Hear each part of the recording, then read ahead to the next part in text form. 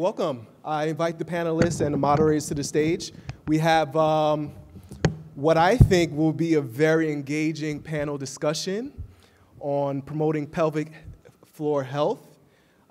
It's going to be led by 3 occupational therapy students who have been working over the... Yes, that's right. They will be moderating the panel, and I'll let them introduce the panelists, all faculty and alumni of SUNY Downstate. So welcome back. Thank you for sharing your knowledge. So I'll hand it over to Kristin O'Regan. Thank you.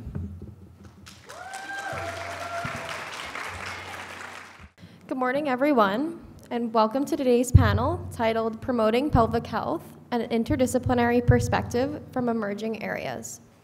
We're excited to have you here today as we explore pelvic health through the lens of multiple disciplines. This conversation is especially timely as pelvic health continues to gain recognition, not only as a vital aspect of physical well-being, but also as a deeply interconnected component of mental, emotional, and social health. Whether you're a clinician, a student, advocate, or faculty member, we hope you leave today with new insights, tools, and inspiration to support those who you serve. Let's get started by welcoming our panelists. So first, we have Sonia Reiter. She is an occupational therapist specializing in pelvic floor therapy for the perinatal population, using techniques like awareness training, breathwork, and yoga, and treats conditions such as pelvic pain, prolapse, and incontinence. She is skilled at addressing the psychological and social impacts of pelvic floor issues and collaborates in the care of pre- and postpartum clients at Nettle Wellness Midwifery and Small Things Grow Midwifery. Moving on, we have Richard Sabel, who is the Educational Director at the East-West Rehabilitation Institute and a Clinical Assistant Professor at SUNY Downstate's Occupational Therapy Program. He teaches his integrative approach at several occupational and physical therapy programs and divides his clinical time between private and community-based practice. Richard sees clients with pelvic concerns, movement disorders, brain injury, and chronic breathing problems. Thank you. Okay, thank you. Our next panelist is Dr. Amar-Alattaby. She is a clinician and educator with nearly 20 years of experience in women's health, specializing in care for underserved and minority communities. Rooted in the midwifery model, Amal's practice emphasizes prevention, advocacy, and culturally competent care, and individualized care across the reproductive health spectrum. She is a clinical assistant professor and clinical coordinator at SUNY Downstate's graduate midwifery program. Last but not least, we have Georgette Paulycarpe here with us today. She is a certified nurse midwife and a family nurse practitioner from Brooklyn. She is also a certified Lamaze childbirth educator with years of preparing parents for labor, birth, and postpartum care. Throughout her nursing career, Georgette has been passionate about advocating about racism in healthcare. She decided to become a midwife to improve maternity care and outcomes for Black and marginalized people in New York City. As a midwife, Georgette's goal is to provide safe, culturally centered, and holistic care.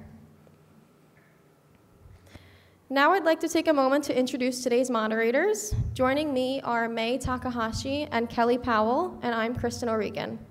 We are all second-year occupational therapy students in the master's program at SUNY Downstate, and we are interested in specializing in pelvic health. Currently, we're wrapping up our didactic coursework and preparing to begin our Level 2 fieldwork placements. Before we dive into our panel discussion, we'd like to start by grounding everyone in a shared understanding of what pelvic health is, why it matters, and how it impacts overall well-being. Pelvic health refers to the proper functioning and well-being of the pelvic region, which includes the bladder, reproductive organs, bowel and muscles, and connective tissue that support them. When pelvic health is compromised, individuals may experience a wide range of conditions that can significantly impact their quality of life. This slide depicts a number of conditions that are related to pelvic health. Despite its importance, pelvic health issues remain underdiagnosed and undertreated, partly due to stigma and lack of public awareness. Research highlights the need for a health equity-based framework in postpartum pelvic floor care by addressing systemic barriers affecting historically marginalized populations. This calls for sexual health equity support, shifting to models that consider social determinants of health, systemic racism, and access to care. As pelvic health awareness grows, there is a key opportunity to reduce stigma, enhance education, and create culturally sensitive systems of care. Now that we've laid the groundwork for understanding pelvic health, we're excited to turn it over to our panelists and begin the conversation. May and Kelly will now lead us through a series of questions that explore the unique perspectives, experiences, and insights our panelists bring from their respective fields. May, would you like to start us off? Thank you, Kristin, for that introduction. Hi. We're also thrilled to be joined by students and faculty from 8 distinct disciplines. I'm going to name them now. Diagnostic medical imaging, health informatics, midwifery, occupational therapy, physician assistant studies, applied behavior analysis, physical therapy, and medical billing and coding. Your presence here today reflects the collaborative spirit that underpins high-quality, patient-centered care.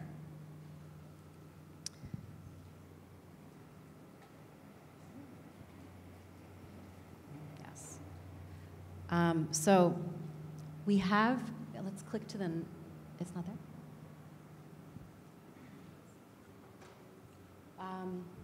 I thought we have a QR code. No, we don't have one right now.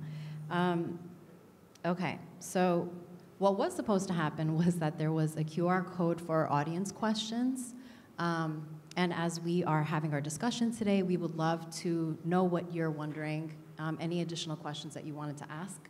Maybe we'll get it back up and running soon. So there will be a QR code on each slide that you'll be able to send your questions in on, okay? Okay, so now we'll begin. As we explore how an interdisciplinary approach can enhance outcomes and equity in pelvic health, we invite you to consider the powerful potential of working with, and not just alongside, other professions in shaping the future of healthcare. To start us off, can you tell us a little bit about how you provide pelvic health care within your scope of practice and how an interdisciplinary approach can benefit patient care? Who'd like to start us off? Thank you, Amal. Midwifery is a discipline that cares for women in all walks of life and all ages. And pelvic floor dysfunction is a very common problem that we face. And I feel like as midwives, the onus is on us to screen for those disorders. They're certainly underdiagnosed, and partly, or in big part, because they're under-screened for. You know, Dr. Allen had spoken to accountability and has spoken about time, and you know, those are big factors. You know, we need to take accountability in the role that we assume as women healthcare providers, in making sure that we screen our patients for these dysfunctions and disorders. A lot of patients, women, clients will hesitate to bring these problems up for many different reasons, but the impact of having those disorders, it can be really detrimental to a woman's life. So I feel like the onus is on us to screen for it, to bring it up, and to create time and safe zones for women to bring up those concerns and those problems. And then after that, in addition to diagnosing and identifying those problems, you know, in addition to giving basic advice and evaluating the severity and diagnosing, we do have access to specialists that can address this problem in a much better way and specialty than I can, right? So I think it's certainly pelvic floor specialist as a specialty is super underutilized, and we need to create more referral and interdisciplinary practice to approach these problems and to refer our patients to them. Yeah, I just want to first off thank May, Kelly, and Kristin for doing this, because, as has already been noted, this is a topic that we don't talk about enough. There's a lot of shame, there's a lot of isolation.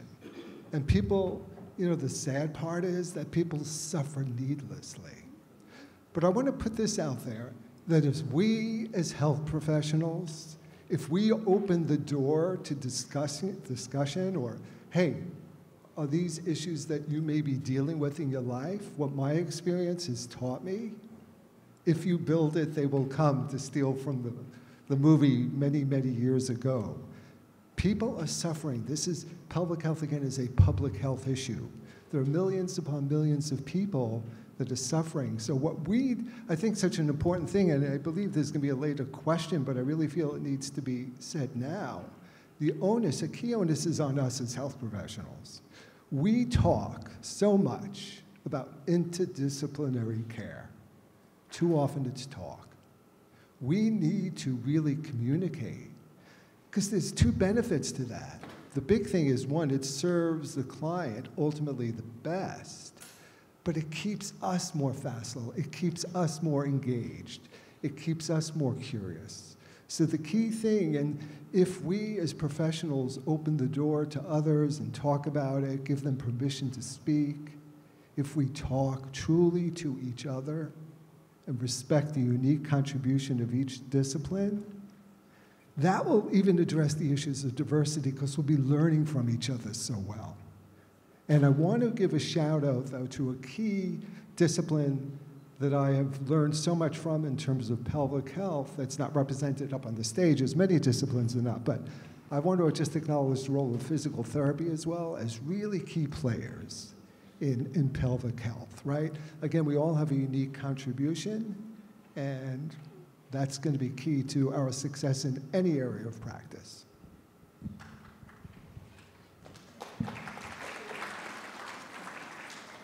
Good morning, everyone. Again, thank you guys so much for having us here today.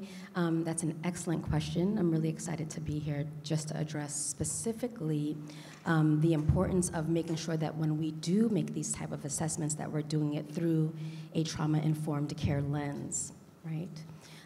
The pelvic floor itself, we, as one of the students so eloquently described, is such a very sensitive personal space, right? And we know how important it is in order for a baby to be born, how much they have to pass through the layers of the soft tissue and the bony pelvis, right?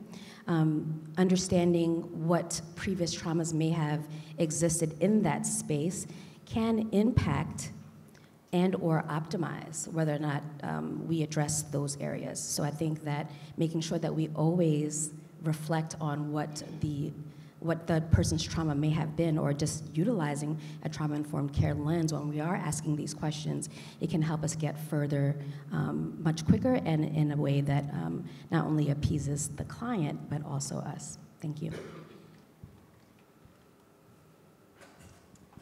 I guess to talk specifically about the ways that I collaborate with other healthcare professionals, in my private practice, I see a mostly perinatal population, but I often see people that are not having babies, have never had babies, don't plan to have babies, or had babies a really long time ago, and are coming to me with a wide variety of pelvic health issues, and sometimes all they need is to be seeing a pelvic floor therapist. They were referred by their primary care physician, or they were referred by their midwife, or they were referred by their OBGYN, or they were referred by their therapist, or they were referred by their psychiatrist, or they were referred by maybe a GI specialist.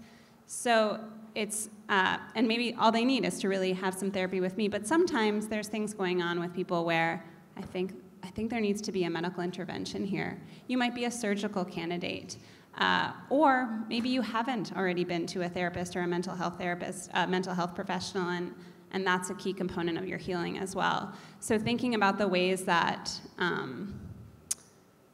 my work in sort of a rehabilitative lens can interact with maybe a medical lens, or maybe a mental health lens is really important to me, and trying to, and also, to speak to the physical therapy component. If someone comes in and I'm like, I think this is a real orthopedic issue that I don't have background in, I might refer them to someone who's a specialist in running, or a specialist in some other sort of sports rehabilitation, or something's going on that I don't feel that I have the background to support. So it's more about creating a lot of different people working together.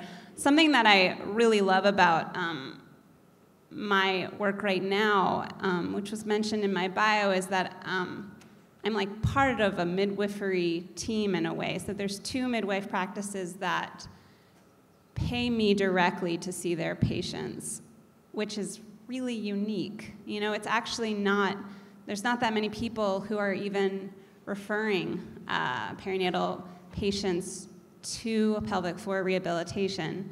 And then there's these 2 private practices who value it enough that they take a chunk of the cash that they would get from their patients and put it towards getting them a pelvic floor therapy consult. And it's a really exciting model that people are doing that. And I would love to see the possibility that we have these care models where a patient is not just seeing individual care providers, but that there's a care provider team with all different disciplines on it. And then not only does that mean that that person's getting that care, but it also means that I'm talking to their midwife and I'm saying, okay, this is what I saw and I think it might impact their birth in this way, or this is what I saw and I think it might be contributing to the issues that they're having that you're seeing from a gynecological perspective or something like that. So that was a lot of different things, but. Can I just add one more quick thing? Pelvic health, of course, is very personal and trauma often connected. And people need one-to-one.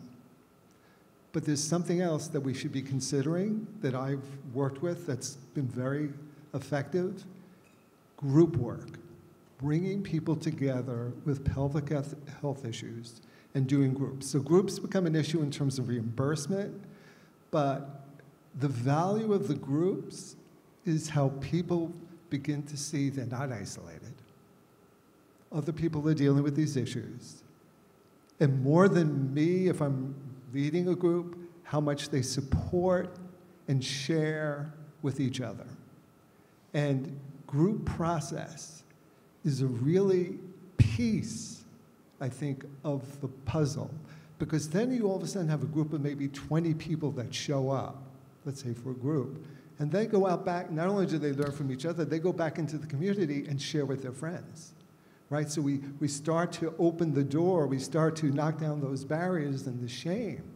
But again, group process is very effective in this. And I will also say, and I'm curious from everybody else's experience here, that in my work, I don't just focus on pelvic health, I do other things, as was mentioned in the intro, but the people I work with that have pelvic health issues, they do the practice, they do the work. They will show up. If you give somebody, many of you have gone for therapy and have been given a home exercise program to follow through on, right? How many people actually do that? But people with pelvic health issues, if they're given things from practitioners, actually do the practice. Great, thank you all for your answers. Very insightful about your different perspectives and experiences in the field.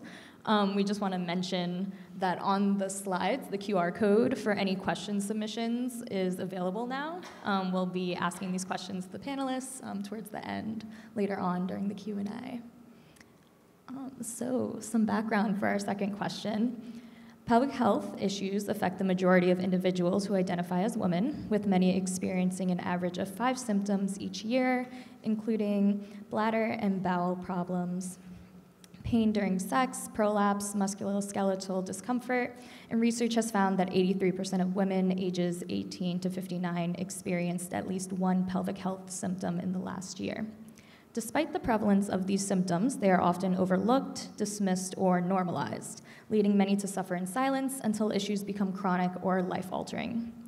Today, we explore how early identification, education, and culturally responsive care can better address these concerns.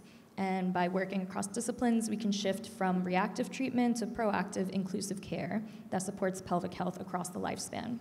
So our question to you is, given that a majority of people who identify as women experience multiple pelvic health symptoms each year, how can we improve early identification, education, and culturally responsive care to better address these pelvic health concerns before they become chronic or life-altering? I think Instagram and TikTok and Facebook have had a pretty big impact, actually. The number of people that come in with some degree of knowledge about what's normal, what's not, what's common but not normal is really astounding. So I feel like for all the harm that social media does do to our mental health, there are some pluses that people are realizing that certain things going on for them are actual dysfunctions that they should be addressing. And I feel like there's a lot of healthcare professionals, midwives, physicians, OTs and PTs, who are providing that sort of public service by creating a lot of content about all of these different issues. I think the most important factor here in identifying the problem is just creating the time and normalizing these discussions. You know, often we are focused on problem-focused visits, and we neglect to open up the conversation and create that comfort zone where there's no shame, humiliation for the patient to bring these concerns up. She had mentioned that she sees mostly clients of reproductive age. However, pelvic floor dysfunction, the percentage increases with age, right? So it's ironic that only younger individuals bring those problems up, maybe because they have abrupt problems or are more imminent.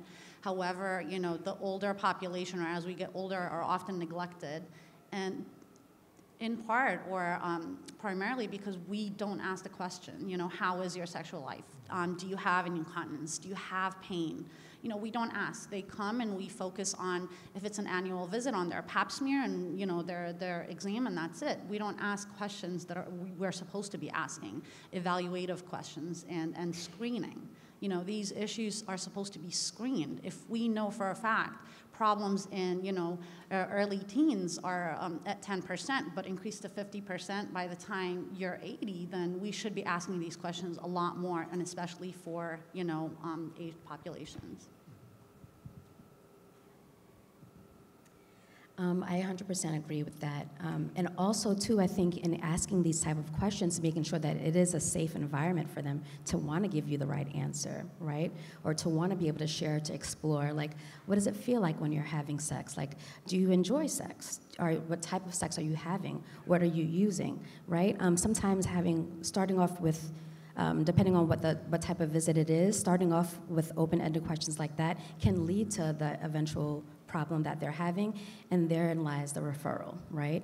And I also wanted to say, too, I didn't say this earlier, I never met Sonia until today, but I very often send clients to Sonia for pelvic floor therapy work for these types of issues and how it affects their pregnancy, their labor, their birth, and even in their postpartum period.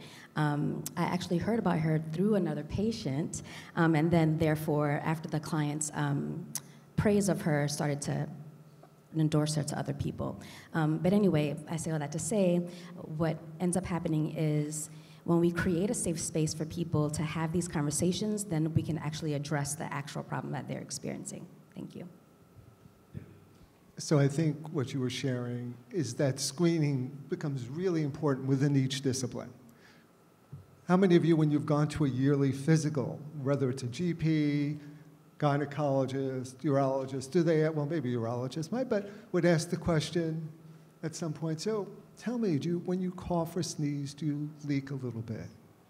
Do you have an urge to go to the bathroom? Do you find yourself running to the bathroom? Occupational therapist, we deal with toileting. It's part of our frame of reference, right? Our practice framework. We also deal with sex and sexuality. Why not, when I'm doing my initial eval with a client and I have to assess toileting, wouldn't I just ask that question? So I can't speak to the other disciplines, but we need to do it. When I go for my yearly physical, I should get that question, right? Or even talking, why are we so afraid to talk about sex? When I look at stuff about like sex, addressing sexuality and disability, and I look for videos, you know where they all come from? Europe. We're prudes as Americans, and we put unnecessary shame. It's part of our broader culture, unfortunately. So again, we need to take that lead. I also want to add something else. Most of what I've been hearing at the table has been women's health. Men have pelvises too. And I bring this up because one of the major providers of pelvic health rehab that's addressed primarily for physical and occupational therapists actually had to develop a course for men's pelvic health, because the pelvic health therapists that were treating people were saying that 30 to 40% of the people that were coming through the door were men. And the other issue is ageism. Older people, as younger people, are dealing with health issues. And I was doing a group, and it was all about urinary incontinence. It was an 8-week program, and the second to the last week, predominantly older women were in the group. And one woman says to me, "Can I bring up the elephant in the room?" And I had an idea of where she was going, but I let her speak. And I said, "Okay, what is it?" And she goes, "Could you have a program that deals with discomfort with sex?" So I then said to the group, "Is that something that all of you think would be of value?" 100% they said yes. So you know what? Older people like sex too. So that just because somebody is older, if they didn't like sex when they were younger, as I always say, maybe they won't like it when they're older, but we can't be afraid to ask these pelvic health questions. We can't be afraid to address sexuality, regardless of age. I actually wanted to address something you'd mentioned. We also have to recognize that sexual activity may decrease with age because of these problems, and not the other way around. You know, if we don't address it, you know, it is the causative factor. And to address something else that you had also mentioned earlier, group and support care, that there is a lot of evidence and abundance to show that it's really effective. Midwives in particular have a group care model called Centering that cares for pregnant women, and it's literally a group of women sharing their experiences and going through care together. And we need to adopt this model of care to other disciplines and other issues and other age groups, because certainly the only way to normalize and destigmatize any issue is by, you know, everyone sharing their experiences and make it become more humane and more, you know, and show how common it is. But often it's too stigmatized, and, you know, the causative factor becomes the normal, you know, the result of that, you know, factor becomes the normalization that we do on our end by not bringing it up enough. But certainly group care. Thank you for your insightful responses on that. And actually, what you just spoke about right now is going to lead us really into what Georgette's already mentioned. We're going to be talking about trauma-informed care. And so I want to ask, or I'm going to mention a study that's titled Recovery from Psychological Trauma by Dr. Judith Herman, who highlighted the point that the core experiences of psychological trauma are disempowerment and disconnection from others. Recovery, therefore, is based upon empowerment of the survivor and the creation of new connections. Recovery can take place only within the context of relationships. It cannot occur in isolation. There is significant evidence that shows that pelvic floor dysfunction is often linked to trauma, and I just want to say that trauma can be defined in many different ways. And so some of them include adverse childhood experiences. It could include sexual abuse, medical trauma is a big one, as well as PTSD, and many, many other forms, right? Additionally, health providers must confront deep-seated distrust of medical providers that stems from exploitation of medical research, social determinants of health, and persistent health disparities which particularly affect BIPOC and low-income communities. So the next question is, while many providers actively practice client-centered care, and we as OTs really know about that, right?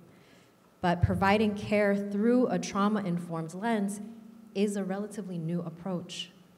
And so we're wondering what role do you believe trauma-informed or trauma-sensitive care plays in the practice of pelvic health? Georgette, do you want to start us off?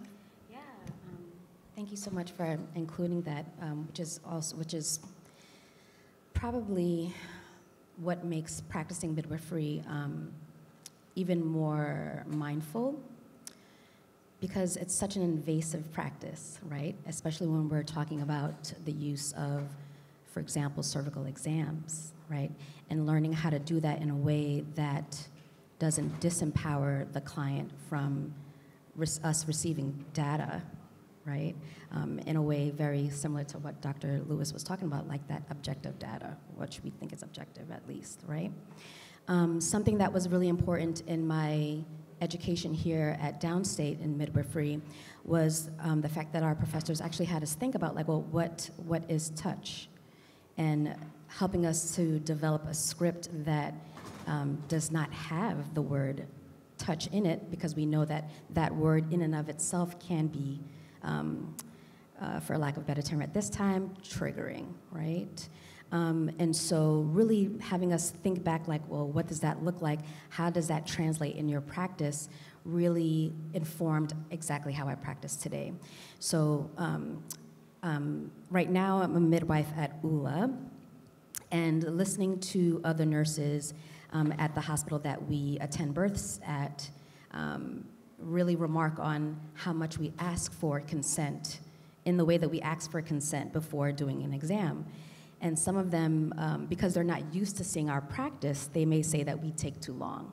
We take too long trying to get that information, but what I want to impose on them is the fact that, you know, what we're doing requires a lot of integrity. What we're doing requires a lot of space and patience and time to allow that person to receive the type of care that we're going to provide, and to make sure that we don't disrupt or cause any trauma by accidentally swiping against the clitoris, right?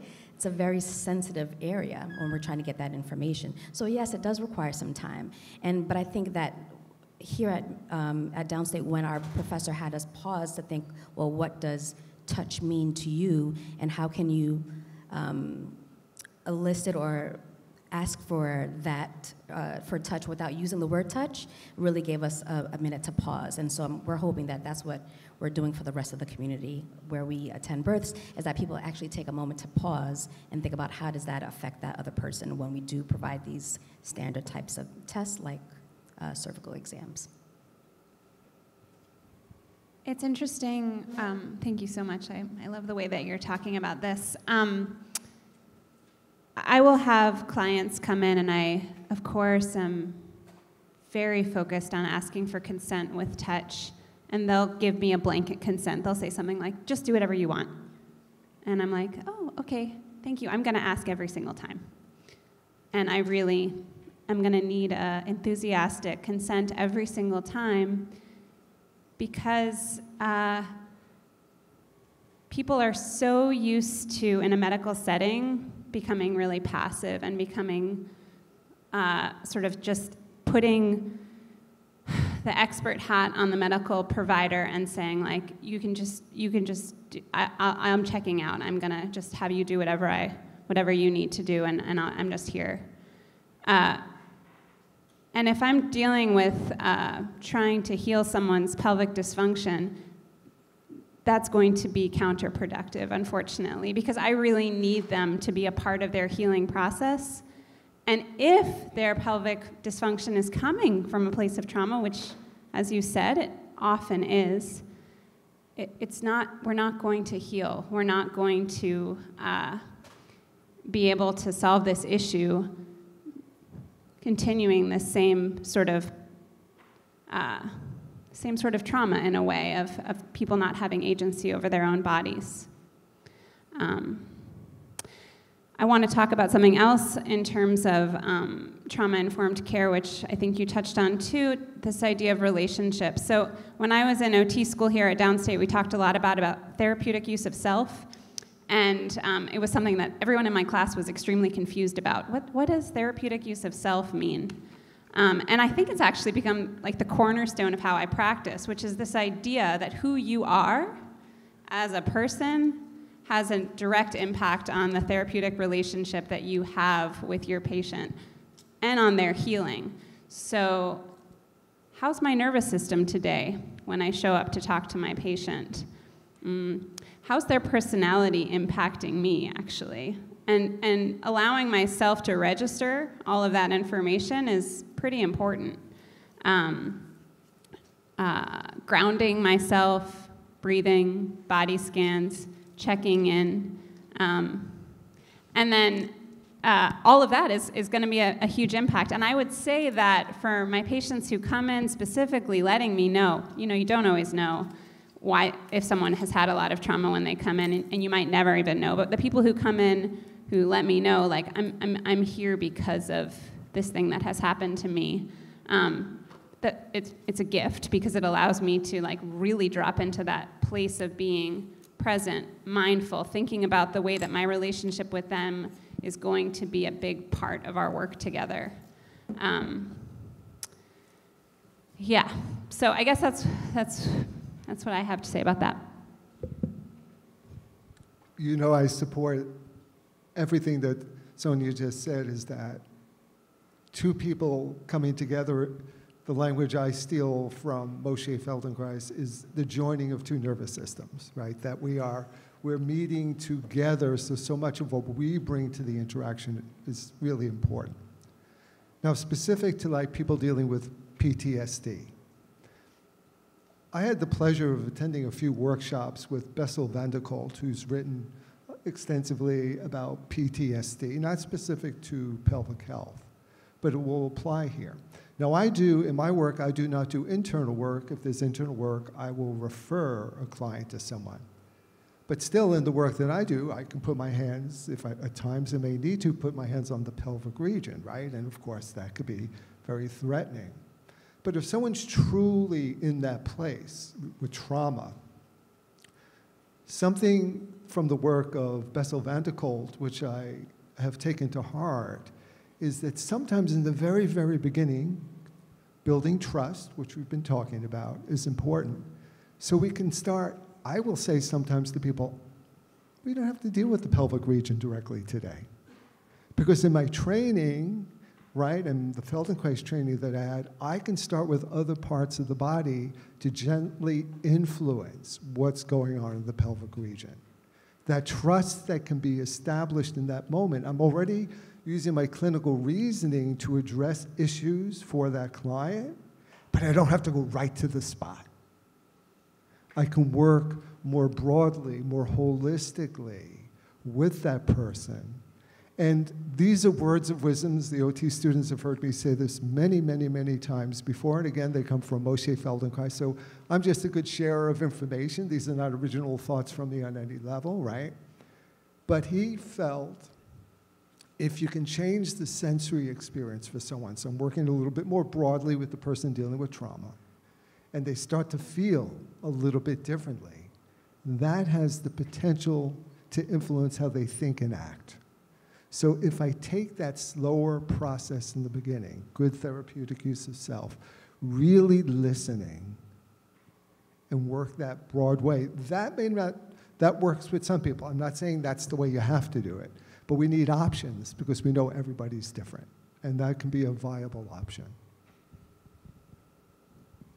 I mean, everyone has touched on really valuable points. I want to say that, trauma-informed care has many layers to it, and multidimensional, right? There's the provider perspective, right? And then there's the patient. And most of the time, in order for us to provide individualized trauma-informed care, centralized and individualized care, right? You have to listen, and you have to be very conscientious and deliberate in your choice of word and touch. But in addition to all of that, you have to also be very observant of the individual you're caring for, because, most of the time you will have individuals that are aware of their trauma, but sometimes you don't. We've dealt with patients who have genital mutilation really early in their life and have not been sexually active, so haven't discovered what has happened to them. But based on the care that you provide, your observation, as a clinician, as a provider of care, you have to be observant, and you have to see body language, and you have to hear it, feel it, look for it, in order to provide a very comprehensive, trauma-informed care. You have to look, you have to listen, And if you are so blinded by your time and your capacity and your productivity, you really might overlook something that is so obvious to you. So in addition to all what they said, we have to just pay attention. Sometimes that's all you need to do. I do want to jump in with one more piece that fits in with this, that when there's trauma and stress, the pelvic region, the pelvic floor, is highly innervated by the sympathetic branch of the autonomic nervous system. So things get really, they go right to that region. So something that I love to start, I probably do this with every client that's pelvic health related, I start with breathing, because the pelvic floor is also called the pelvic diaphragm. And when we breathe, the respiratory diaphragm and the pelvic diaphragm need to move together, referred to as the dance of the diaphragms. So starting with the breath and just getting people to connect, to sense, to notice, to become aware of that part of the body, to feel that movement of the pelvic floor is a gentle way to begin. And you could, that for almost any diagnosis would be perfect. There would be no contraindications for that. And the other benefit, it shifts the person towards the parasympathetic branch. And so that becomes the beginning of my session. Once the person's comfortable with that, we do that 5 minutes. Now they're ready. They've quieted themselves down. We're grounded together in that moment of that session, and we can move on to whatever the next steps might be. So breath, really, really vital. Yeah, I would say I spend probably 30 to 45 minutes on breath in my first sessions with people. So it's pretty huge. Take your time if you can. I wanted to say one other thing. I had a thought, which was like during the period of time in which we were always masked in the clinic, I really noticed how difficult it was to read what was happening for people, and I started to be really explicit about it. I was like, I can't see your face, so you need to let me know what's going on for you, maybe a little bit more than normal. And because I still have clients who are sometimes masked for health reasons or just for comfort, it's the same conversation. So yeah, just to speak to what you're saying is like, there's a paying attention, and then there's like also asking for help from your clients, even if they can't always say it. It's like, okay, just raise a hand or say and I'll know, or stop, or out, or done. Giving a lot of options for that communication to be possible. Yes, yes. And I just wanted to add one last thing to your points. I did a Spinning Babies Aware Practitioner training last year in an attempt to really understand or even integrate what I learned in midwifery school about pelvimetry and the pelvic floor in relation to the baby's position in the pelvis and all of those other elements. And something that they did a beautiful job, such a beautiful job exploring, was embodied consent, which I think is what my fellow panelists are referring to, and how rich that is, and how it does provide even more information than the verbal consent that we often look for, right? It's such a beautiful piece of work. It's something that I recommend to any provider, especially birth workers or birth providers, to learn more about the pelvic floor through the art of spinning babies. But and something else I want to also say, now that I have all these competing thoughts, the breath, oh my goodness, the breath, and how it has so much to do with the pelvic floor, and even the capacity for someone to birth without using their breath is impossible. And how you can tell when someone is fearful of your presence or fearful of the experience for whatever reason, how their pelvic floor tightens, right? And literally the body will withhold the newborn from actually expulsion. So thank you so much for reminding me of that. Definitely use that in my work, but really excited to learn more from you guys too. Thank you.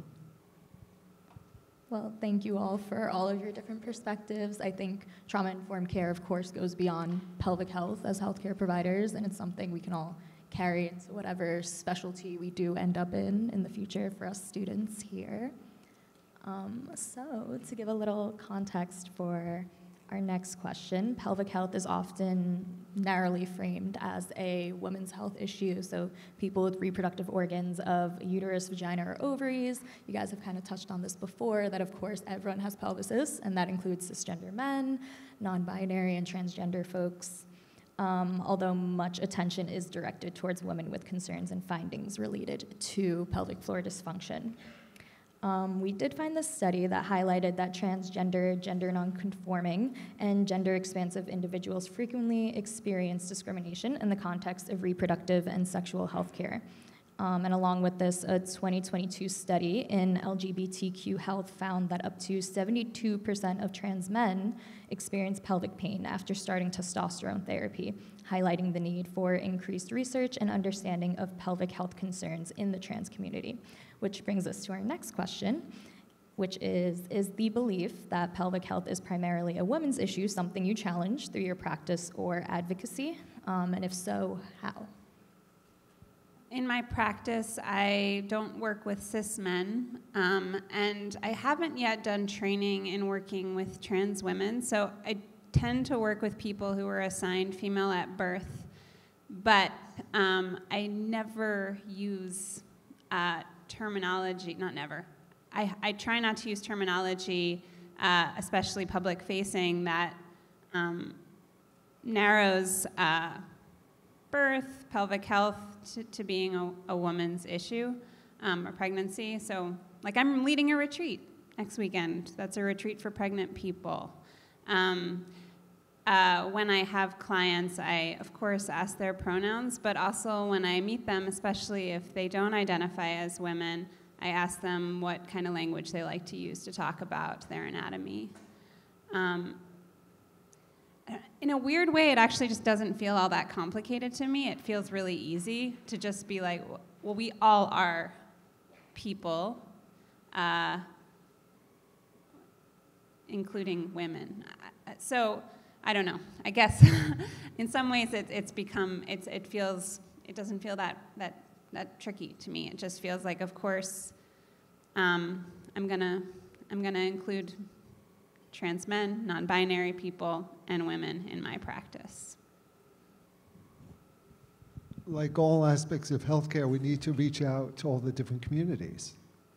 So years ago, with Bill Gallagher, a very dear colleague, PT colleague of mine, we reached out in Manhattan, 13th Street, to, I think the name has changed now, it's called the Lesbian, Gay, Bisexual, Transgender Community Group, I think. And we tried to do a program specifically for that population of people, but unfortunately nobody came. But the center worked with us, but we realized we needed more input before. We need to hear from the voices of people about how can we better serve you, right? But I agree, Sonia, right, that working with anyone, regardless of how they identify in terms of pelvic health, is pretty straightforward in a way, but how we communicate and how we create that sense of safety and that the person feels that they are being respected and can feel comfortable and share, that's on us to figure out the best ways. And we have to reach out to people in the community. Community outreach is such an important part, and we have to be good listeners to better serve all populations. So I think it's only a problem if you create a problem out of it. When we say individualized care, when we say patient-centered, they identify themselves. We don't get to identify that for them. So if you really follow that rule across, your entire care practice, right, it shouldn't be problematic, right? They identify. You don't identify what patients are and what their problems are. And if they identify a problem to be, existent, then you have to listen. You have to address the problem. There are a lot of underserved communities, and I feel like, concordant care is an up and emerging phenomenon, and we learn more and more concepts are being introduced to us constantly, and we have to be open to learn them to provide that better care. So I think the only thing lacking right now in the provision of care is just a lack of knowledge in how to deal with these up and coming changes with all these new treatments, right, that haven't been well researched. But aside from that, I don't think as healthcare providers we get to tell anybody how to identify and what their problems are. They tell us that, and that's my perspective on that. That's exactly, well, not exactly. What I was going to say was that is that we as providers, we have to continue to remain curious, continue to seek out information, continue to learn more, read the research, right? Engage in communities that we are unfamiliar with, especially if we want to be able to say that we are truly providing like holistic care for all people, right? So I think that's probably my key takeaways, just to remain engaged and keep learning. Thank you for that. As I'm listening to your responses, particularly to this question, I'm wondering if, especially linked with the medical trauma that folks are coming in with that we've been talking about, if you have had instances where you feel that you're here to provide and really listen and support your patients or your clients in a way that they want to, but if you witness coworkers or colleagues where it's not happening, are there ways that you have kind of addressed that? Because there are disparities, and even if you are addressing it, it is not being addressed someplace for these numbers to be so obvious, right? So I'm wondering if you could speak to any of that. I think for myself, I'll say one thing that's very special about the space that I currently work at, these midwives and clinicians are almost as though they're handpicked, right? We all share the same ethos. We all care about all people and all things. Obviously, we have, some of us are, specialized in other groups than others, but one thing that we do well is we are very, very conscious about being trauma-informed in all spaces. So even as a Black midwife myself, if I see Black clients more often, I can let her know or let them know that they will be safe in the hands of any one of my colleagues because of the way that we are. Not only through our training, but through the discussions that we have. We have weekly clinic meetings, we have weekly learnings, we have a research group, we have a book list. Like, we try to stay informed or up to date as much as possible. And again, if we're not individually an expert at it, we know that we can definitely send them to another person in our practice. So I can certainly provide or share an experience that I had a few times regarding, negative experiences that patients have had in the past with other providers. And I would say, there's a limitation to what you can do at the moment. However, first of all, you just have to be very conscientious and deliberate in doing better during that visit. So, and then execute that, and hopefully that trauma is reduced, or it's no longer an expectation at every visit that that patient individually has. In addition to that, we as, educators, now I put great emphasis on that, because, there's often a lot of feedback. Oh, that exam was violent. Oh, this is the best exam I've had. It's always been a lot, more violent or rough or painful. And when I've done the exam, you get positive feedback. Oh my God, I've never had an exam like this. Is it, have you actually done my pap smear? But, advocating for the patient, teaching the patient how to advocate for themselves is one aspect, but also for the future healthcare providers, our future midwives, we put great emphasis on teaching them the gentle approach, and to be also, as we mentioned earlier, all of us to be very conscientious and deliberate in observing body language and creating a caring, safe space for patients at every exam and every intervention that you do for that patient. And also put great emphasis on avoiding unnecessary interventions, I would say. Okay, great. Thank you for your responses and your follow-up question. I think it's, again, very insightful across all practices, whether it's based on gender discrimination, racial discrimination, et cetera, any of those disparities. We do have some questions from the audience, and this one is very much geared towards the OTs up here. What is the difference between PT and OT on pelvic floor care?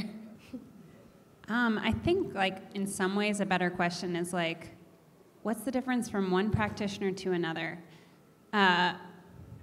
Individually.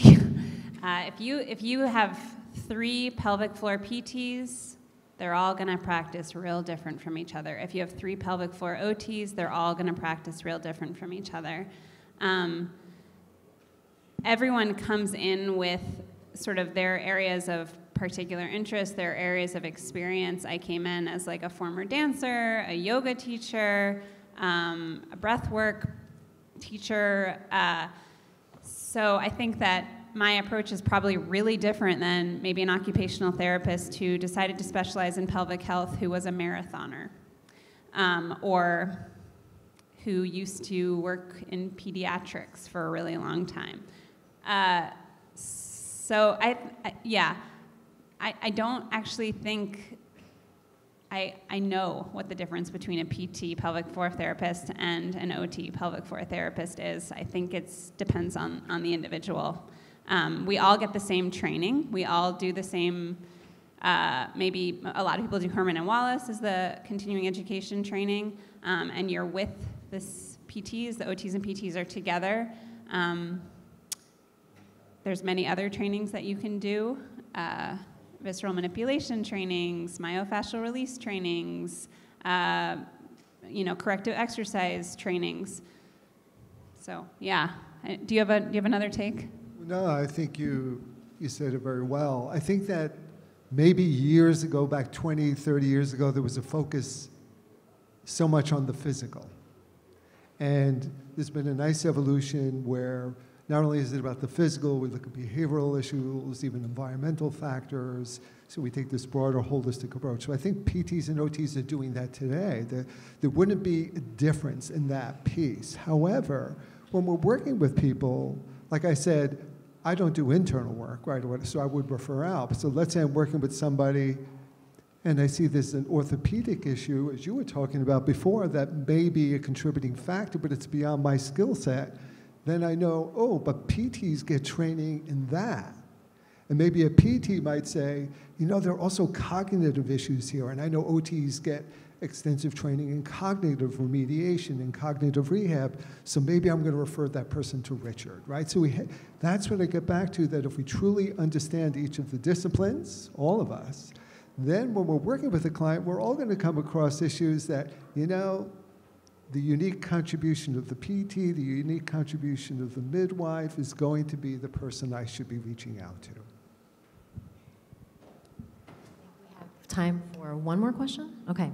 And so a question from the audience. What are some efforts that could be made to raise awareness to target populations who may not know that they can receive pelvic health support?